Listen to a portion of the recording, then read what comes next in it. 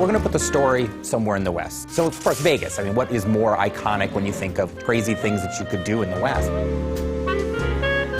I think that was really the inspiration for the story, in a lot of ways, was looking back at the history of Vegas. We really think of it as a side story. In a lot of ways, we're revisiting stuff from the original 2 games, but it stands on its own. The first thing our creative lead and our project director did was they sat down and they sort of examined what sort of themes they wanted to explore in New Vegas. Every Fallout game pretty much starts with war, war never changes. And the idea behind that is really that humanity has this unending appetite for killing each other.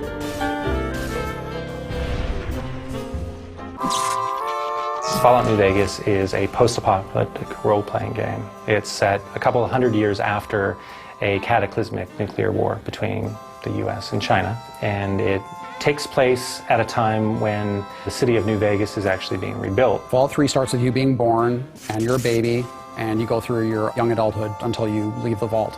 In New Vegas, we wanted to say you start the game in a very Vegas sort of cliche style almost. You are shot in the head and dropped in a shallow grave, so it starts with essentially your would-be death. After you're shot and left for dead in the grave, you know, you might have some desire to go see what the whole murdering business was about and why he wanted you dead in the first place. In the course of trying to resolve that one conflict, you get pulled into larger events. So in this case, you're trying to find the people that killed you and what they were trying to get from you. In this case, it was a package you were carrying.